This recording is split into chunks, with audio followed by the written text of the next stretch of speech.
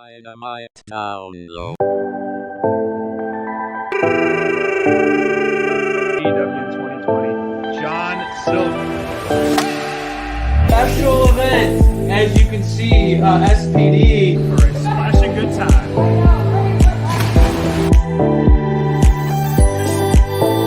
January recruitment month. I come along, I come along in the ring. I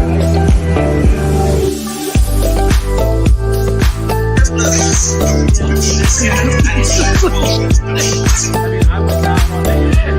I would not want to got great this year at SPD. Welcome to Dynamite Download. Woo! Love that intro, baby. Welcome to Dynamite Download, Always. episode 45. It is 45. I can't believe it, man. 45. And you know, our slogan is our new slogan is "Buckle Up," and this was definitely one of the nights that we had to buckle up going into this card. I'm wearing my AEW shirt loud and proud because it's just another one of those nights. I said it last week that makes you so proud to be an AEW fan with the amount of talent that we saw tonight. Man, oh man, was this card stacked, and it was impressive that they actually got to fit all this in one show. Well, they didn't fit it all in on one show. That's true. You're right. I am absolutely. I know I might be one of the loud minority here, but my man QT Marshall was cut from this show and squeezed out. We were promised a segment this week, so we missed that. But wow, what a card this was! And my goodness, SPD, you barely. You could have a whole show based off the first match itself with all the talent that was out there in that opening match. That alone could have been a standalone show. It was just absolutely mind-blowing to see the Elite and the Dark Order with Hangman Adam Page, the entrances, the match itself. That one set the bar so incredibly high for this entire card tonight. Let's dive right into it, man. Honest to God, there's so much to talk about. But to me, no bigger match of the night when it comes to ramifications, overall star power, the Elite Goon Squad going against Hangman Page and the Dark Order. This match was everything you could hope for and then some. This is one of those examples to me where I said it, AEW brings the sizzle and the steak, right? They know how to get us to laugh. They know how to entertain us.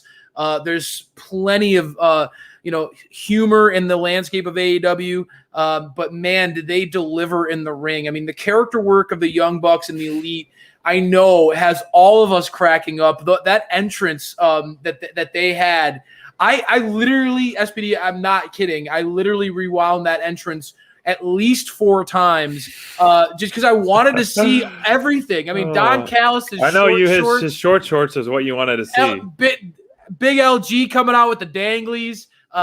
Everything about this entrance was hilarious to me. Very fitting given the recent release of Space Jam. Great job with the crossover that TNT did there.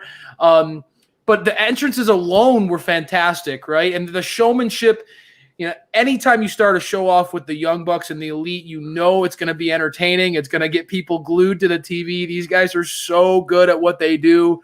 But I'll be honest with you, man. I kind of feel like when we transition away from the entrances and the excitement and I was geeking out seeing 10 come out there, looked like a monster in the pregame.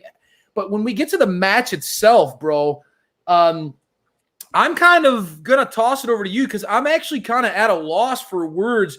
This is not how I expected this match to go. I genuinely thought that Hangman Adam Page and the Dark Order were going to win this matchup. I thought that they were going to pull it out. Maybe I wasn't I didn't see how much AEW was stretching out this Hangman Adam Page and Kenny Omega story, but I thought they were going to pull the trigger and Hangman was going to win. I should have known better because we've said it time and time again. It's like a pull string doll here at Dynamite Download. Yeah. Who can beat the Elite? I'm shocked. I'm shocked that Kenny and the Elite pulled off the match the way they did. Pretty convincingly. What were your thoughts on the way that this one played out in the ring, brother? What a way show, non-traditional intro. I mean, I got to touch base on that because it was just such a fire intro as well. I mean, I love the video package, and I know if you're following BTE, you saw the gift that Dark Order gave Hangman, and clearly that was his new wardrobe. It just made it a nice camaraderie and all that, and how they stretched the height a little bit on the Young Bucks. I don't think they're ranking 6'6" on there as well. But I'm with you, man. I'm shocked with the result of that. I mean, we had a lot at stake. 2 title shots at stake. Does Hangman have another uphill battle to try to get that title shot again? Does he have to go through the Young Bucks? Does he have to go through someone? And that's right. I'm all for stretching it out. But we're less than 40 days away from All Out.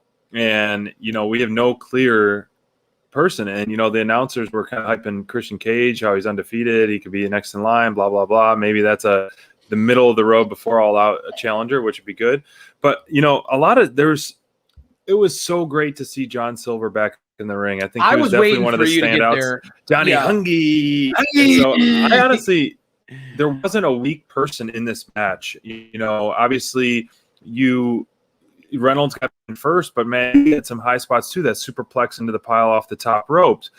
Stu Grayson was on an absolute tear. Boy, did he ever show up tonight in a convincing fashion with some of the stuff he did, the high risk maneuvers that he was pulling off, and even Evil Uno, man, another running Hurricane Rana.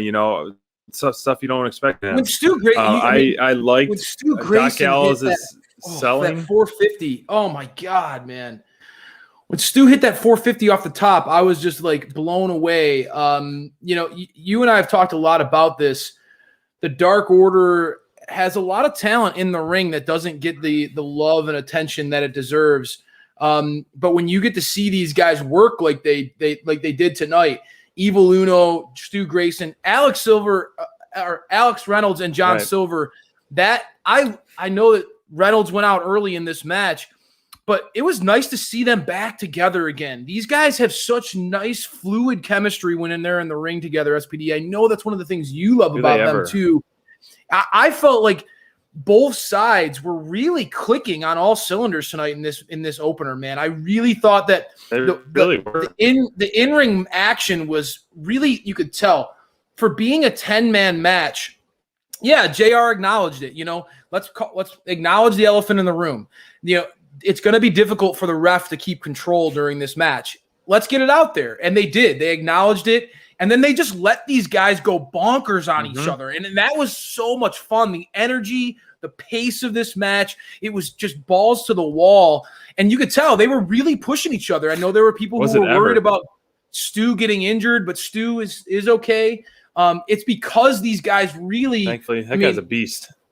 They went all out in this match, man. This was a really testimony to and I guess – if you're going to have that happen, right, if you're going to have Hangman lose and not get that shot against Kenny, you got to have a match that does it justice, right? And I guess this was one of those matches where, I mean, this one was a 30-minute match, bro. I mean, this felt like it hit hard. I was a big fan of this opener.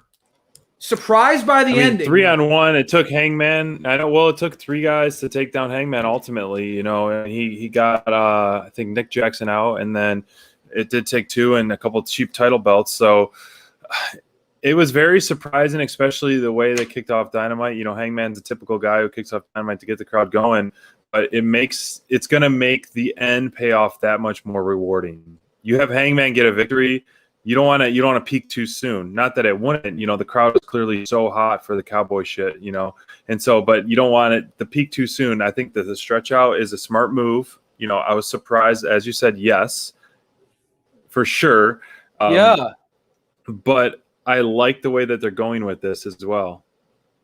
Well, yeah, I mean, and I think that to me, this one, there was so much going on, SPD, that it felt like it was a really tough match to follow. And I think that the rest of the show, this card was absolutely stacked, but it did feel like the crowd kind of had a hard time recovering from this, not only because it was such an exciting, incredible match, but I do think that they were ready to have that cathartic moment to erupt for Hangman winning it. And honestly, when it went down to the 3-on-1 at the end of the Bucks and Kenny against Hangman, I thought, even at Team Heel over here, I was like, oh man, that this is the table has been set for Hangman to look like $1 million. SPD's first round pick is going to come out and he's going to look like $1 million in this one. Go 1-on-3 against Kenny and the Bucks,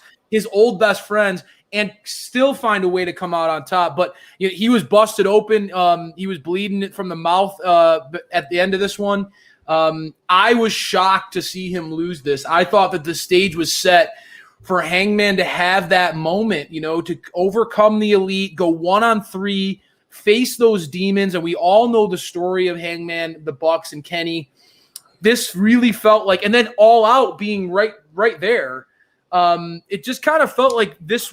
I don't know. We certainly were prepared for it to go that way. And I think a large majority of the live fans there felt the same way. And so when that swerve happened, when that unexpected finish happened, it kind of caught some of us off guard. And I think that it took a little bit for the crowd and the show to gain its bearings back after that. And certainly with the amount of content on the show, my gosh, man, the AEW didn't allow they weren't going to let that lull last for a long time. They were throwing stuff at us left and right tonight. There were so many segments. We're not going to be able to get into everything. But I mean, we won't. The two main matches that really stood out to us in this one, outside of that main event, which I think we're going to need to talk about later in this show. I think you need to let your belly settle down. I know you took a little Pepto, a little Alka-Seltzer, a little Tums. You took a little cocktail of all those things so you don't get sick. This was the match that I know you personally were starting to get really pumped for as the week was progressing. Santana and Ortiz versus the top guys versus FTR. Really a tribute to tag team pro wrestling. This one I felt like was one of those matches where we were really waiting to see it for so long to happen. The bar was set very, very high, SPD. Tell me what you thought coming out of this match. Leading into it, I know you were geeking out about it. I know, Santana and Dax have really emerged as those stars, and they had a moment in this match that I was just absolutely eating up as a fan. The suplexes from Santana, and then that lariat, that clothesline, from Dax. I mean, they were going at each other. Two very proud teams that don't want to back down. What'd you think about this one, SPD? I mean, those guys had one epic chop battle too, and they did justice to being in North Carolina. The Ric Flair chops. I mean, this was, like you said, a dream match for sure. One that's been hyped up for so long for us here at Dynamite Download. You've really pushed me on both these teams early on in my AEW fandom. When FTR debuted and Santana Ortiz, I didn't see the light that you saw all along, and now I do. I'm glad to hear these guys are the next. One of these teams is the next tag team champions. I firmly believe that. I was really upset with AEW doing them dirty, putting a commercial break in this match so early. I think it lost a little bit of momentum for me, sadly. I think this is far from over, but I think we're going to have to wait a little bit because of the unfortunate incident at the end of the match. It seemed like a rush finish with the injury to Cash, which we hope he's all right. We saw a fluke injury, getting his arm cut on the ring post there. It looked pretty bad. And so you saw a quick brainbuster win by Dax. But honestly, all four guys not only look great because they're all four guys' physiques are improved. As JR said, the dieting has been JR was on point with the how they looked great, man. Have improved, and I more felt like agile in the ring. Yeah, his storytelling in this match, I felt like JR. I know, JR gets a lot of heat in some of these armchair quarterbacks out there, but I felt like JR for the most part tonight was absolutely on fire. This tag match, I felt like was one of JR's most I felt one of his best performances. He was on fire in this one. I felt like he really was emphasizing the story and, like you talked about, the growth, the I think the work that these guys have put into, like you said, improving their in-ring game, improving their bodies, improving the sharpening themselves. We talk about both of these teams. SPD, I've been preaching it from the beginning of Dynamite Download. FTR and Santana Ortiz are two of the greatest tag teams in all of pro wrestling. And quite honestly, they have, to me, fought. They've like fish swimming upstream. They have fought the current and the tidal wave that WWE has tried to push in North America, that tag team wrestling is not an art that fans can get behind. These two teams have they have been swimming hard upstream to fight that narrative, to prove that wrong, to prove that they can be successful, and to prove that tag team wrestling, when done well, can absolutely deliver on another level. I thought that this was a match that so many fans out there were excited for, but again, another match that I felt like we just talked about it with the Elite versus the Dark Order match. Mm-hmm. I'm surprised by this ending. I know that there was an injury at the end of the match. There was an injury at the end of the match. I was surprised that obviously when things like that happen as professionals, and there are no greater professionals in the ring than these guys, but as professionals, you have to make audibles. But I don't know about USPD, but it felt like, okay, Hangman, the crowd was dying to cheer on Hangman becoming number one contender. And I know you have been preaching. I have been preaching this. Santana and Ortiz are ready for those title belts, right? I mean, they are primed for that. And I know we love this FTR and Santana Ortiz feud as, sort of a small an extension of this Pinnacle versus Inner Circle feud. It's great. There's a lot of amazing content that's come out of that. But I know your heart had to be, and I think you're a good representation of a lot of fans out there. I know your heart had to be a little broken seeing Santana Ortiz not win and not get that shot, right? So fast, like at the end, I was surprised. I wanted those false finishes. I wanted those, those wow and OMG moments from the crowd, and I think we lost that. And I think hopefully it'll be addressed soon, wanting the rematch, and then we'll see something down the line. Hope can heal up and they get, say, New York City, baby, or something along those lines. But I was pretty bummed the result of this. I don't know what the original plan would have been, even if FTR was supposed to win all along. But I think this is far from over, and PNP are clearly with the fans, and I think they're in line for a big push. I think obviously, man, there's a tidal wave of momentum going on out there on social media for Santana and Ortiz, right? I mean, everybody sees these guys are ripe for they can be that team that can take the belts off the Bucks, and given the work that they put in, deliver some, I think, not only great matchups with other teams in the division. Again, these are vets, right? Santana and Ortiz are veterans in this game. Having them have matchups with some of these young teams. Imagine a Santana and Ortiz versus the Acclaimed kind of matchup where you have the loud mouth of Max Caster going against Santana's no nonsense, hustle. Like I love that idea, and you think about what those guys can do going forward. There's a lot of people who are saying, again, if not Hangman and if not Santana Ortiz, then who beat Kenny and the Bucks? And so I know there's a lot of fans out there who are going to say, Crayfish, SPD, pump the brakes. There's a long time from now until September. AEW, we see it. I mean, we see it week after week. They find a way to create a compelling show that makes sense, that flows together, but pushes a lot of stories and a lot of angles all in one night, right? So they find a way somehow to really push these stories. So between now and All Out, title contenders are going to emerge. I guess I'm just surprised that it felt like tonight could have been a night where we could have clearly seen, the writing on the wall, as you like to say, SPD, of title contenders emerging. before All Out. I'm just surprised, I guess, that hasn't happened. But AEW likes to keep us on our toes, right?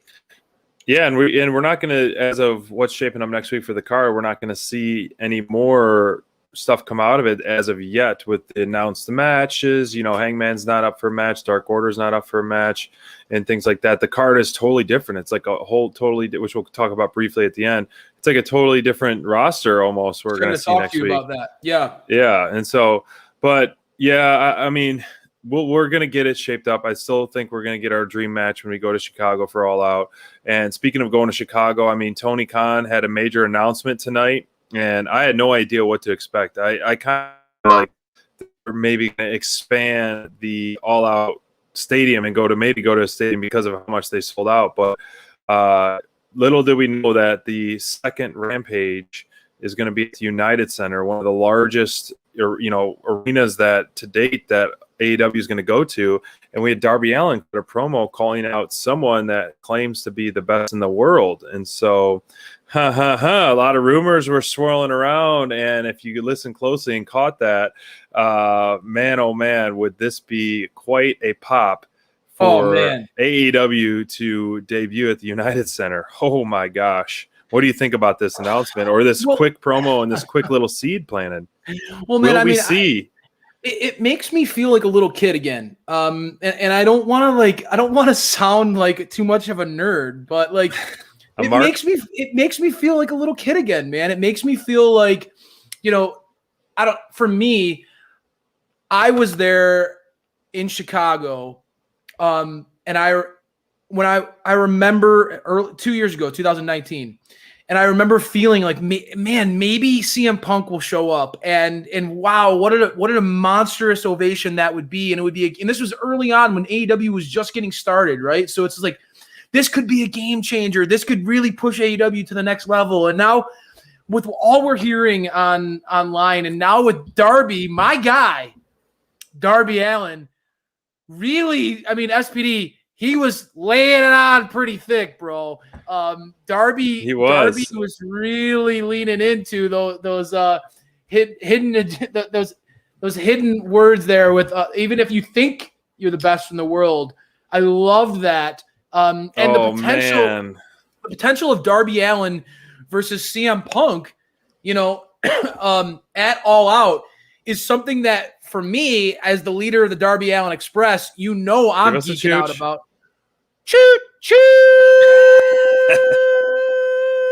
baby! Tonight is you get a little extra tonight with a little extra stank on it because Darby is on fire. The mere fact that he could be the guy that CM Punk comes in against, and I know so many people were thinking like, oh man, what if CM Punk came in against Kenny, or what if CM Punk came in against Cody, or what if CM Punk came in against MJF and the promo battles that he'd have with MJF and all this stuff. Dude, people forget CM Punk, that straight edge vibe, just CM Punk. People forget about those origins of an indie CM Punk that was like sort of that rebel, that outsider, that loner. Going with Darby, a guy who's relentless, who will lay his life on the line, who is himself just as unique and kind of willing to critique the masses in a way that CM Punk can, but connects with them too, like CM Punk can. I just think that this was something that came out of left field. I was not expecting this to happen, but I'm eating it up, SPD. Like just like an all-you-can-eat Pizza Hut buffet, like back in the day. Oh yeah, we tore those up in high school, brother. We would tear. And Pizza Hut is selling retro cups now. For those of you who know, yeah, they sold out retro, those red little Pizza Hut cups.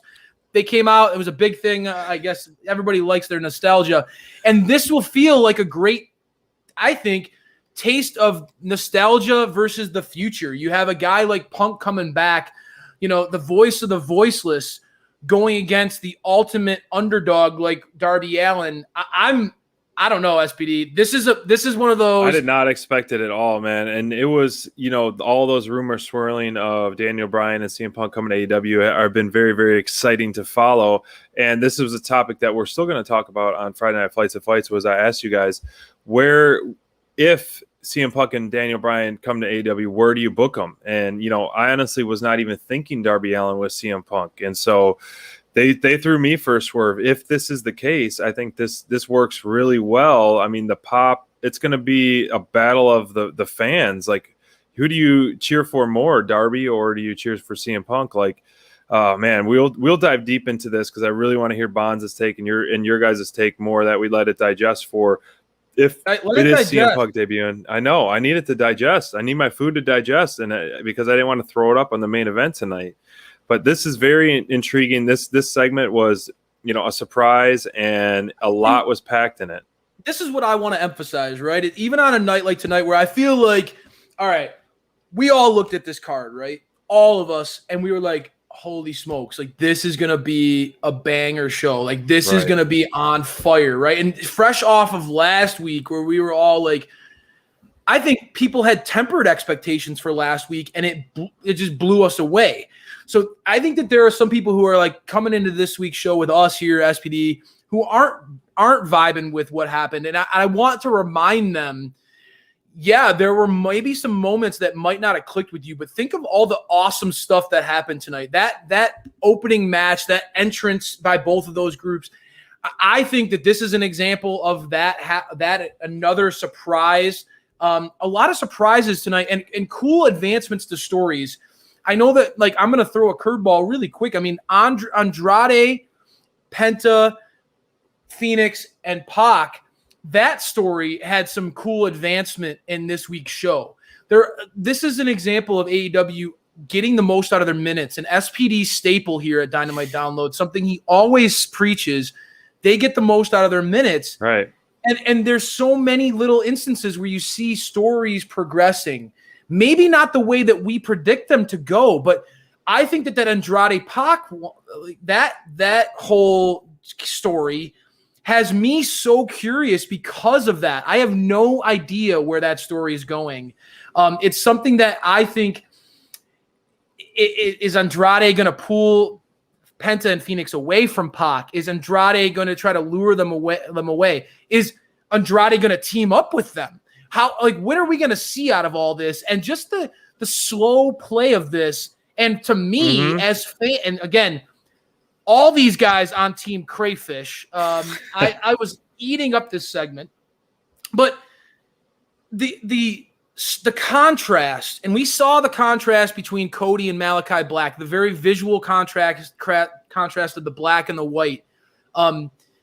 But the contrast between Pac and Andrade is just as jarring, right? You have this intense, angry, just badass little British dude, for Great Britain coming over the bastard. And then you have Andrade, the ultimate chill, like just the laid back, confident, swagger Latino, like lucha libre vibe to him. Their energies are so different that I love when they come together in a segment because they're forced to kind of gel off of each other. Right. I love that. And I think we said it last week, Chavo coming in and being paired with Andrade is such a perfect fit, right? You got a clean guy, a clean delivery from a guy and then you get Andrade able to throw in those little jabs at the end. I think he gets the point across. He sets the table, fights his battle, and then Andrade comes and cleans it up. And it was a powerful segment. I liked how they probably played to maybe there actually was travel delays or anything like that. So this is very, very intriguing. I'm hoping we're going to get just to see any of these combo of four guys in the ring is a win-win for us all. And I think it's going to be outstanding. We're seeing some of that on Dark, and Pac wrestling more. Anytime we get to see him wrestle, it's a win. And there's no reason why he was near the top of your pick on your fantasy draft. And one of my fantasy draft guys, if you haven't noticed, Murder Hawk Maniac SPD is clearly a Murder Hawk Monster fan. And we saw him, wounded but not out, defending his IWGP United States Championship title, which he's going to have to defend soon again. He's going to have to defend it on New Japan Pro Wrestling. We saw that, how the Forbidden Door was open, which is great. Love that. This was a true Hoss versus Hoss big man match. Mm-hmm. And for Lance to really show off his impressive offense against this big man and put him away convincingly was just a reason why. I mean, he's probably one of, if not the best big man in AEW right now, consistently. I mean, we saw all of his high spots. Clearly, he was still beaten up. He had to pull out of an indie show over the week because of the brutal match with Jon Moxley. But this was, a perfect way to get the crowd going, for him to have a convincing victory. Not that any of his were before not convincing, but this was a guy that's bigger than him, and he kind of almost ragdolled him at times and put him down.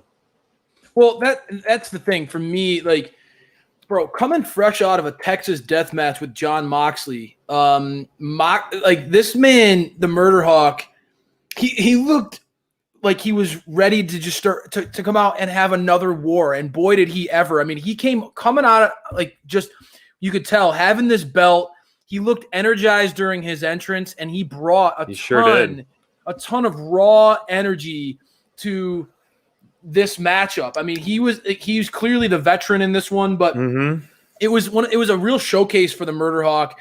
And again, after such an arduous battle with Moxley, just an absolute bloody mess, right? That match was hardcore.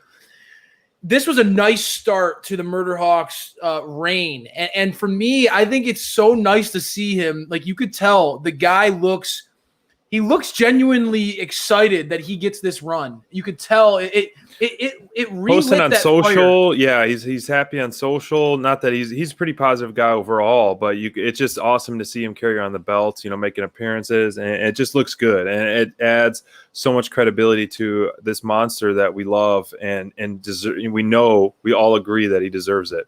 Absolutely, and it's a great way for AEW to, I think, one, reward Lance for all the work that he did, and truly, when we look back at 2021, the calendar year 2021, I think that it's important to recognize all the work that Lance has done, especially early on in this year, that helped AEW get over some tough points in the ring. Like, they didn't have live crowds, and Lance really carried a lot of that. So I think it was great to recognize the work that he's done.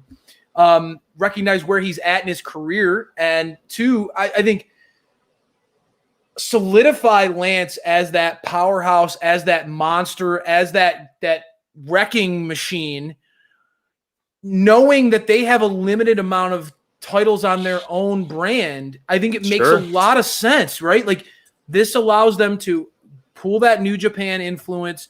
There's a lot of exciting potential opportunities of matchups, fresh matchups that we have never seen here, that I think only adds to the excitement of what could happen down the road.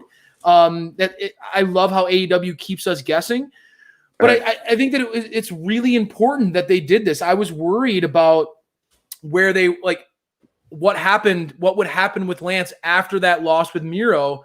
And in typical AEW fashion, I felt like they heard that from the fans and they responded to it. And I think that this was a great move. And it was obvious to see that Lance came out on fire tonight, man. I mean, his offense was hitting.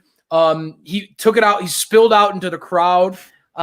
He was, some of those shots early on, they were talking mad trash to each other in the ring, just leaning into those forearm shots to the face. It was great. Hoss versus Hoss. It was, as you said, it was a pure Hoss battle. And it was, I think, Lance clearly being the bigger and stronger of the two, his offense was able to really pop on another level in a match like tonight. I thought that Lance really hit hard in this matchup, and it was one of the better matches of the night, and one that I didn't know what to expect going in.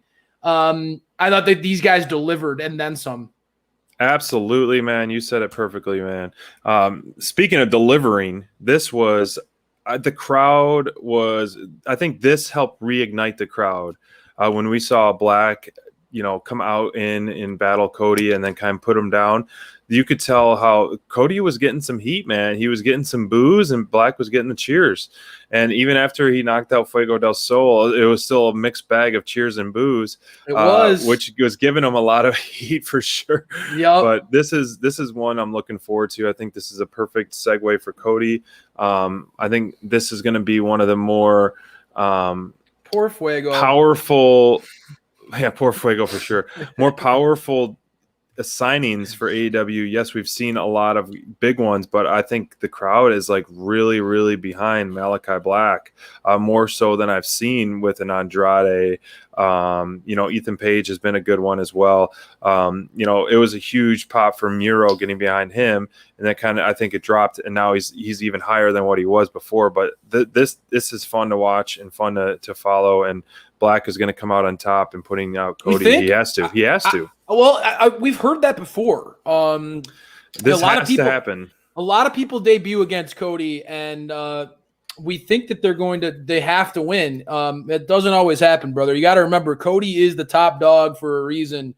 I would agree. Digest this one on Friday Night Flights and Fights because I'm curious of Team Heels take versus Team Baby, and Team Cody is on Team SPD. I know the Babyface 101, and I'm behind Malachi. I'm shocked to hear you say because for me, I think that the crowd, like you said, the crowd wants to take all the best heels and bring them over to Team Babyface for some reason. I don't know if you're bribing these people in the audience or what, but Malachi Black was getting a lot of cheers when he kicked Cody. Was he ever in the face? And so I think that the Black Mass is a fun move, and I think that we're just starting to see.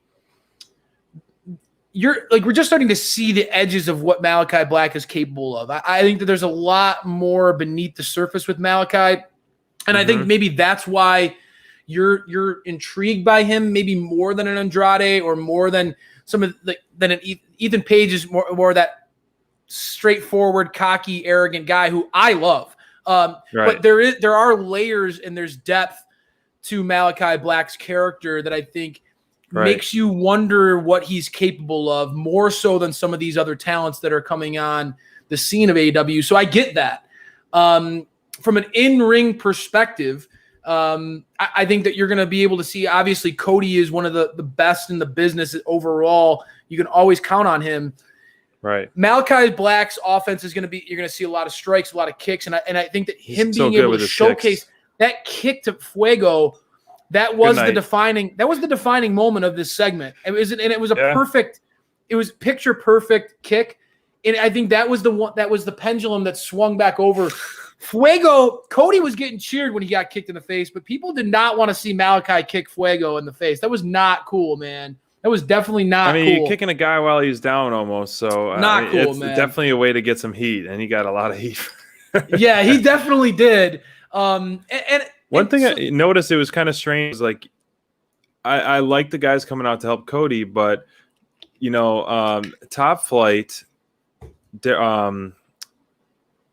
what's Dante's brother? I'm drawing a blank. Darius, yes. Darius came out and he's all limping and like skipping around like with his knee brace. I'm like, if you're injured, don't come out to save Cody. Like he was like limping and like struggling to get out there. I don't think that was it was just a random thing I caught on. Well, I was laughing because I want, especially fresh off of the QT, hearing that my guy QT Marshall got cut from this week's show. I was thinking, man, Malachi Black should just team up with the Factory and they should really go after taking Cody Rhodes out, because you think about the amount of people, like Cody started off with this huge group of people around him, and slowly but surely they're getting whittled down. MJF's no longer his friend anymore. QT Marshall is turned on him. The Factory, you had some of those upstart talents from the Factory. It certainly, I just think you're starting to see this trend, Cody being in a unique situation where,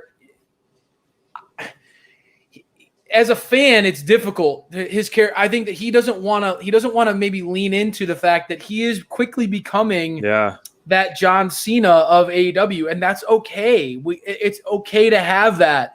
That's why I caution you to say with confidence that Malachi Black's going to beat Cody, because you can never count your chickens before they hatch, my friend. And we've seen Cody is super Cody, brother. That dude, I'm not betting against Cody Rhodes. So it'll be interesting to see where this one goes. We'll talk more about it on Friday, but I can't wait to talk about it. Fresh off of that one, there's a lot of deeper layers to that story.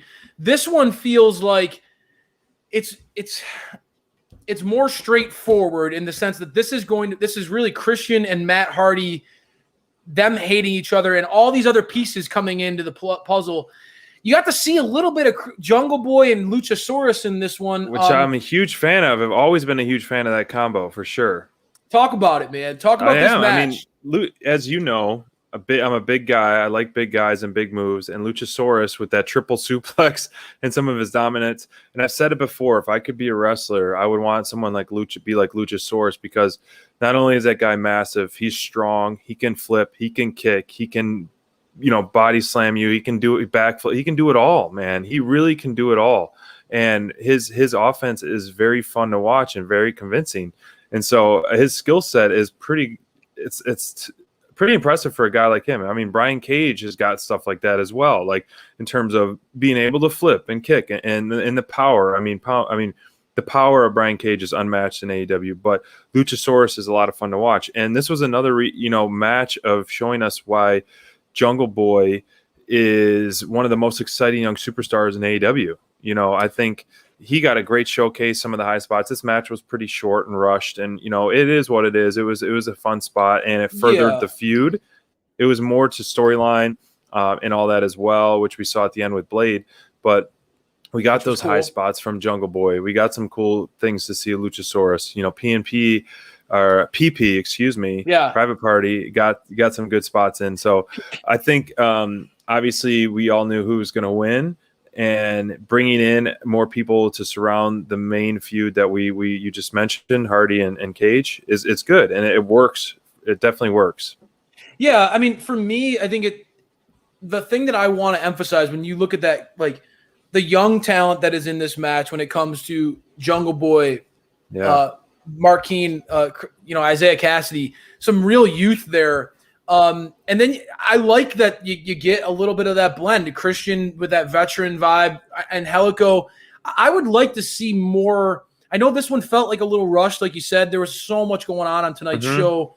This one was kind of one of those matches that if it wasn't on the show, people wouldn't be heartbroken, right? But I do think that it was nice in advancing the story, keeping it fresh in our minds. Right. Because I do think that if they give this feud some actual time, if you give some of these matchups some actual time, you're going to tell me that you wouldn't want to see Angelico go against Christian, and you wouldn't want to see. I would love to see that, right? I mean, you don't want to see Luchasaurus and Jungle Jack Perry going against Private Party. I mean, there's a lot of interesting matchups that could come out of this, and so there's depth there. And so for me, I don't know.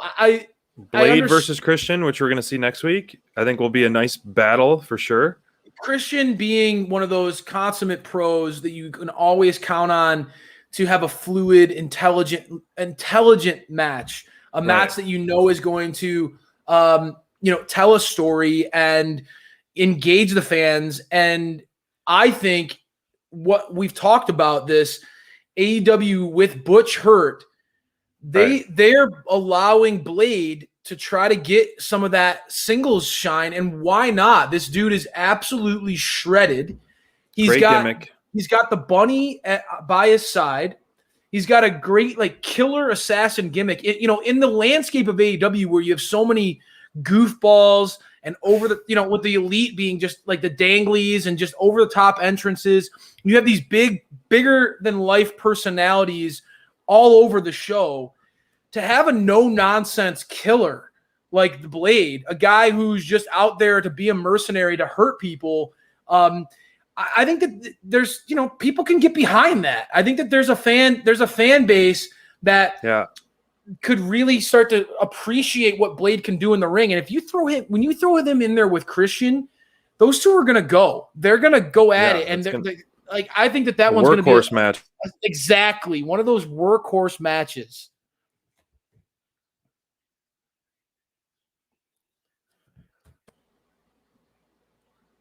Sorry, lost you for. It's gonna. There's a lot of storms coming my way, so I was things just might get choppy. emphasizing. Sorry. It's gonna be one of those workhorse matches. That's exactly it. SPD. Yeah. You know, we got to see a little bit of the workhorses earlier on in the show with Santana and Dax. Mm-hmm. I do think that next week we're going to get another example. Workhorses just going at each other. Christian and the Blade. That's going to be interesting. And I think it could be a little bit more physical than people think. Getting into the next segment, you know, for beyond the Hardy family, and I think that they gave this match just the right amount of time because you got Thunder Rosa versus Julia Hart. I mean, when you talk about a pop, you know, you were talking gosh, the crowd and what you know, getting excited and you know some of the bigger pops of the night. Thunder Rosa, that entrance that she has, that Ruckus killed it with her theme song. It's so badass, gets you going. When this match was announced, I immediately was like, what a perfect move by AEW. I mean, the thing that we know here at Dynamite Download, talking to Thunder Rosa, anybody who follows her career knows, passionate about, you know, her career and fighting to be the greatest, but also using her every match that she's in as an opportunity to pave the way and to teach the next generation what it takes to be great. And, you know, this was an example where, you know, Julia Hart, young girl, talented girl with a lot of upside. I love what we're seeing with that pairing of the Varsity Blondes. There's a lot of chemistry there, a lot of energy, just a natural fit, very uplifting, fun little group that they have. But Thunder Rosa is a woman who is just absolutely killing it right now. And I think that having her come in against Julia is going to be an example of what they've done to this point and will do moving forward now that Thunder Rosa is an official member of the AEW roster. Multi-year deal. Congratulations to Thunder. She absolutely deserves it. No one more deserving than her. The hard work is pay off. She does whatever she wants, as like she says. And the number one ranked woman in AEW got that multi-year contract. And finally, number one contender in women. And do not besmirch the DMD that way. The DMD is still the number one woman in AEW, but Thunder Rosa, the number one ranked contender in all of AEW. And Excalibur casually threw this out there during the show of a potential of a Britt Baker versus Thunder Rosa rematch, this time for the women's championship. SPD, we got to talk about that because you can't just casually mention that and act like we're not going to jump out that like piranhas when you throw a T-bone into the water, buddy. This is, you know, when you mention the potential of DMD and Thunder Rosa going head-to-head, I'm all in, man. This is the best feud in all of professional wrestling. I've said it once. I'll say it a million times. I will die on that hill. Thunder Rosa versus DMD right now is the hottest, the most personal, I think the feud that has the most juice to it moving forward. I can't wait to see those two go head-to-head for the title with the title on the line. You know, DMD cut a promo after late in this show tonight, SPD. Right. And you know, she addressed Nyla breaking bitches and injuring the DMD, hurting her wrist. And Britt, to her credit, you know, again, I will be more than happy to remind the world, those haters out there who doubt the DMD, she doesn't just talk the talk, she walks the walk. To make the native beast tap with the damage done, broken wrist. You got to give this woman credit. The hell that she's gone through against Thunder Rosa, who we just got done talking about. You know, the stage is set. Britt has to beat Thunder Rosa for the critics to be silenced. I'm calling it. I'm calling it now. I'm putting it out there. For me as a DMD mark, yes, it had the the DMD has to go on the revenge tour. She beat Nyla. She's got to go out there and get that revenge W against Thunder. And it breaks my heart to say it because I love Thunder, and I know that the fans out there would just absolutely love a Thunder Rosa title reign. But every time I think that we should rush into that title and have Thunder be the champ, I remember our interview with her, and she talked very clearly about when it's her time, it will be epic. But she's willing to recognize everything in life has its time. And I think she sees things as a big picture. Now, this is a woman, Thunder Rosa, who is incredibly hungry, who wants to be the best, who wants to push herself to be the best. But I think that the money right now is in the DMD versus Thunder, and DMD. That would be awesome. As she mentioned in the promo tonight, maybe pulling in some reinforcements.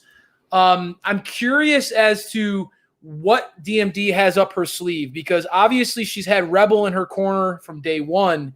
Yeah. But Britt recognizes now when you're off the menu, when you're that good, everybody wants a piece. And it's evident that she's going to need a little more reinforcements, a little bit more backup. That's before Thunder Rosa comes after her, right? I can only imagine what Britt will need when Thunder comes her way again. There's a lot of rumbles going around about who the DMD is going to bring in. Me personally, I would love to see Deonna, the virtuoso, Deonna Purrazzo from Impact Wrestling, one of Britt's best friends and the Impact champion, who has history with Thunder Rosa, who has that already. That again, you add another layer to that feud with the DMD. I've heard people out there talking about Chelsea Green, a hot free agent, and again, another member of Britt's inner posse, the inner circle of Britt Baker.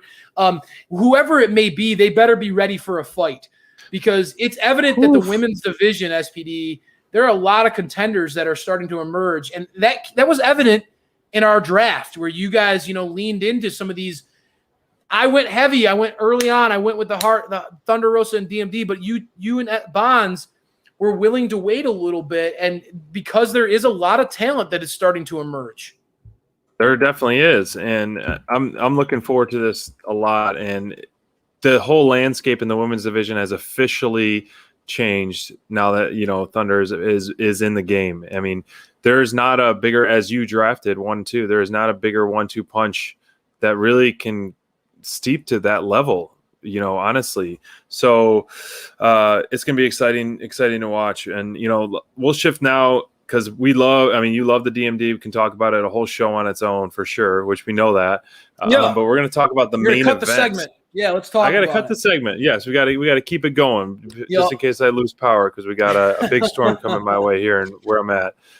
So main event time: Chris Jericho in the second labor, no rules match as well versus Nick Gage, the king of the death match himself, who just lost his title on Game Changers Wrestling to Matt Cardona in another brutal match. I mean, this is two brutal matches in a row. And, Jericho is on my Mount Rushmore and one of my top guys for sure. And I'm an team inner circle 100% all the way. But I was telling you guys this whole time, I'm like, why is Jericho going through this? Why is he doing this? He doesn't need to be doing this. He doesn't need to because be putting his body through. MJF is a miserable son of a bitch. He's an evil. There's another way around him. I don't even see MJF on this title picture because his orange spray tan blends in. Where is he? So I just kept saying this was such a brutal match. I mean, right away Jericho's cut open right away, and then he's getting the pizza cutter to the forehead multiple times. I'm like, this is just cringeworthy match to me. And honestly, I expected Gage to take more of the abuse, and Jericho took probably 80% of the abuse. I love that move through the glass off the top rope. Very well executed. Excellent camera angle as well. I hope this, as some of people have kind of planted that seed. I hope this is not the beginning of the end of Jericho. I mean, clearly he's been the godfather, going out week in and week out and carrying this company, carrying the Inner Circle on his back. Can you imagine what he's clearly gonna be he's got so much. Can you imagine what he's gonna what kind of pain he's gonna be in at the end of these maker. 5 labors? Oh my gosh, man! I mean, 5 weeks in a row of abusive matches, man. What MJF's putting him through, just to get to MJF, is again perfect for MJF. Yeah, this guy is an absolute mastermind. Always playing chess when everybody else is playing checkers. This dude is so good at what he does. The match itself. I mean, I know SPD. I think that Mind Runner kind of mentions it a little bit. I'm starting to see this pattern too, a different version of himself, almost like the faces of Foley. I like this. You get the faces of Jericho kind of play out. Now we get to go to next week. We got to see the Painmaker this week, and boy, like that was a brutal, violent. I mean, just honestly, thank God that MJF was on commentary tonight, because there were moments when like. He had to make me laugh, or else I was going to even turn away. There was some gross stuff in this match, man. I mean, like, when you take a pizza cutter to someone's forehead, when you take a broken light bulb and you just jam it into someone's head over rapid fire, I mean, it was gross. I mean, it was gross. I mean, and I guess maybe even like maybe I'm coming off as a hypocrite because I used to watch ECW when I was growing up as a teenager, and maybe the 18-year-old version of myself would be making fun of me.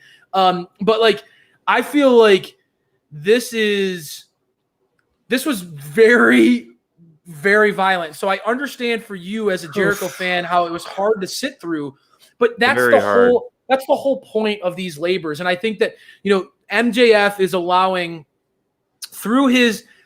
It's a beautiful thing to me that you're going to start to see him almost through the chapters of Jericho. You're going to see why Jericho is the GOAT through these labors. You're going to see a guy who went to Japan and was the Painmaker and has that badass vibe to him. You're going to see a rematch next week against one of his greatest rivals, Juventud Guerrera. That'll be a lot of fun. For that. Very fun. It's going to hit the nostalgia vibes. It makes a lot of sense. I like where it's going, like how this story is being told.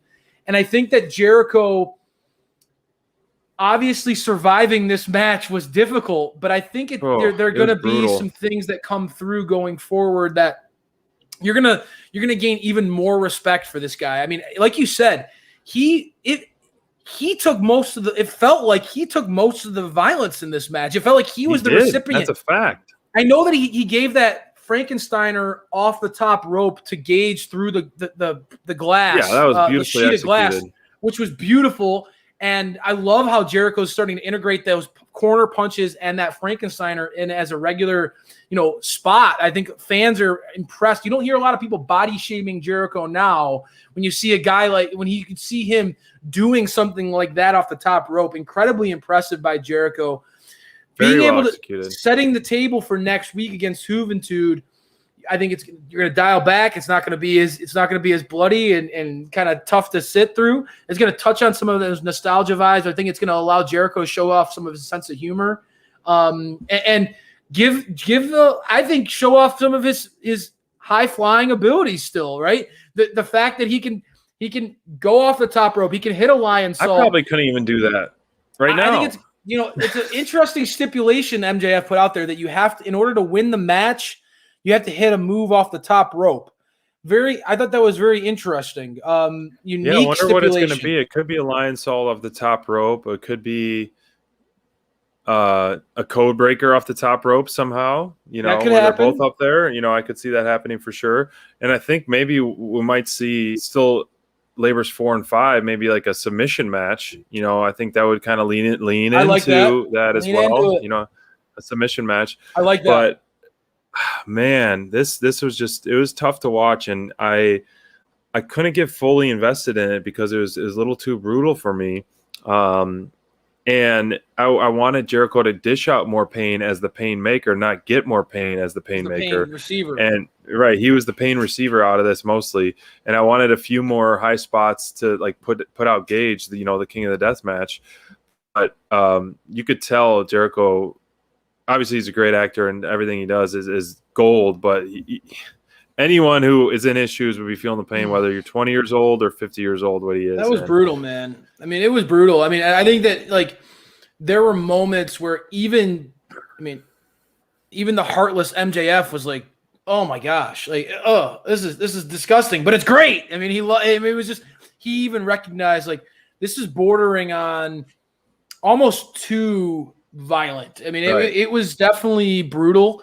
I mean, and again, we saw Moxley and Lance Archer. It's not like Moxley took a fork to Lance Archer's head. It's not like that wasn't anything. Yeah. That was for the weak-hearted. But this then definitely. I mean, when you have a guy and you promise the king of the death match and you hype up what he's capable of, the violence that he's capable of, dude, you can't just have him go out there and get beat up and tossed around by Jericho. You have to allow him to shine and do what he does. True. And there's a reason why MJF paid him the big bucks to come here, and that was to put Jericho through hell. And boy, did he ever! And there's a reason why he is your top performer, because he showed that perseverance. He showed definitely an ability to overcome. I think hell in that match. That is an understatement. He did go through hell and back. I mean, at first, Hangman was my top performer. And I started watching this match. I was like, all right, it'll be Hangman. And then as I was just seeing Jericho, the Painmaker, go through all this and all this and all this, I was like, oh gosh, man, for what he's willing to put on the line for himself, for this company, and to main events in North Carolina, he definitely deserves all the recognition that he should get for this. And some big spots he took and did clean, and props to him, man. Top performer, hands down. And your pick of Thunder Rosa is an outstanding choice. The only women's match we got on the card, and it's no secret and it's no frequent spot where she's on the top performer list for Dynamite Download, because she's one that always goes 100%, gives 100% every single time, goes all out. She can make any opponent, even a green opponent like Julia Hart, look worthy enough to be on TV. And so clearly these are two good top performers in a card that we coined a pay-per-view quality card. I mean, this to me, like, you have the Lionheart, Chris Jericho, and you have La Mera Thunder Rosa, two people who really, to me, pure passion, pure fire. Like it's that. To me, like, I look at Thunder Rosa, and you said it, man. She's unique. She's so unique in how, like, just that raw energy and fire and passion that she brings every single time she's in the ring. It's just, it's compelling. It really is. So it's hard not to get wrapped up in it, because it feels like a raw energy. It feels like a movement, like you just got to be a part of. Thunder, again, like you said, even in going against a young competitor, was able to me stand out on a show that had a lot of talent. And bless his heart, Chris Jericho absolutely deserves top performer tonight. You can name a bunch of different people from tonight's show, but I get why you picked Chris Jericho after surviving another one of MJF's brutal labors, probably one of the more violent, brutal matches. I mean, and again, we talk about some of the stuff that AEW has been able to show in the short history of the company. They've had some brutal matches. This one's going to stand out as one of the more cringe-worthy matches. Not for the faint of heart. Definitely, if you don't like blood, and you're gonna have a hard time getting through this match. As one of the comments in the chat we're talking about, this was a hard R. I know it felt like this was no big deal compared to some of the stuff that Nick Gage is famous for. Yeah.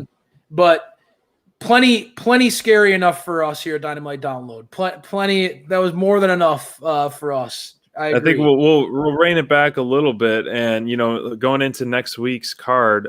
I mean, join us this Friday for Friday Night Flights and Fights. We're gonna predict All Out. We're gonna each pick, I believe, it's 5 or 6 matches of what we want for All Out. We're going to discuss, our wrapping up our draft as well, our draft picks. If you haven't saw it yet, check out on our YouTube channel, as well as we're going to get each other's dream debut for CM Punk and Daniel Bryan, if that's the case of how we would book it. So a lot in store, a jam-packed Friday Night Flights and Fights. Join us 10 p.m. Last week was so fun with the draft. But before we sign off, which match are you looking forward to the most coming up next week? We got obviously Chris Jericho's third labor with Juventud, the Juice. the We juice, got baby. Christian Cage versus The Blade. We got the Bunny versus Layla Hirsch in Eliminator title match. Miro versus Shotty Lee Johnson, and Cody versus Malachi Black. And so, like I said earlier, this is a whole different, roster almost. It feels like. And so, it is. Yeah. What one are you looking forward to the most? Well, I mean, I think that it's the obvious one jumps out is Cody Right. versus Malachi Black, right? I think that there's Bunny a lot and of Hirsch? story to that, building up to that. Hey, man, Bunny versus Hirsch could. No, I think two I like- superstars I like. I like Bunny's character work. I think she's hilarious, Mhm. and I think that Layla Hirsch is. I think there's a huge following on social media for Layla, and sort of rooting for her and her unique offense.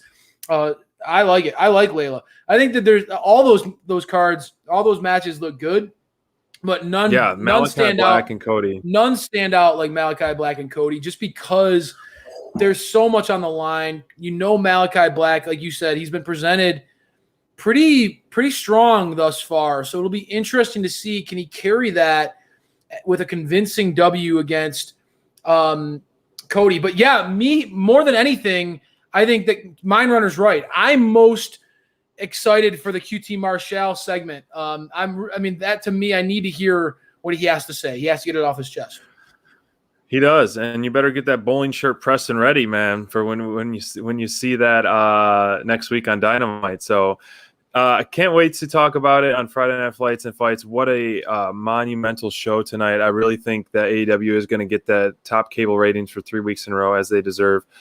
It's been great chatting with you guys in the chat. We had a great group of you guys today, come and joining us for the whole time. Thank you so much. We really appreciate the support. We're pushing hard for All Out, some milestones for All Out. So we really appreciate the support and would love for you to join us on Friday Night Flights and Fights, because we got a lot to digest and a lot to handle. Booking by Bonds will be there as well.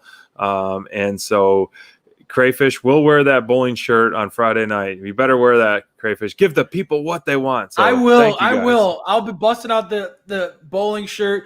We're going to have a couple of drinks. We're going to talk a little bit more in depth, because obviously this is just a quick, hard-hitting show. Like, we like to get just down and let dirty us wind down what before happened. we can go to bed. I mean, I couldn't fall asleep after that Jericho match. A lot of things Helps us happened wind tonight. down. But on Friday, we like to get a little deeper. We like to talk a little bit more. It's a little more fluid.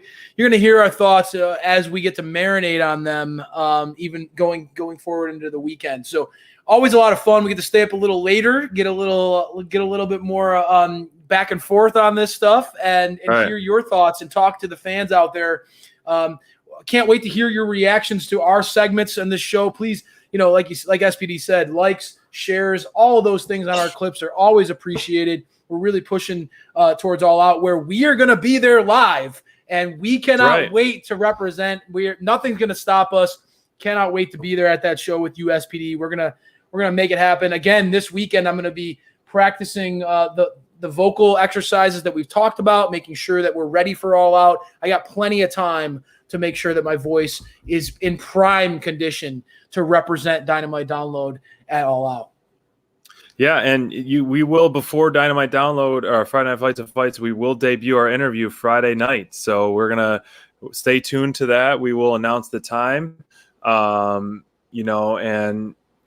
I'm trying to give a hint that's not so hint, but you guys will be very pleased with this interview, and it's a great opportunity for us. So I don't have one on deck to give a good hint, but you'll have to stay tuned. We will announce the interview tomorrow, and we will debut it on Friday, and then we could chat about it on Friday Night Flights and Fights to kick it off. It will give you a few hours to watch it, and it's going to be a great one. And so thank you guys for the support, and have a good night, everyone. There's a certain host that's really excited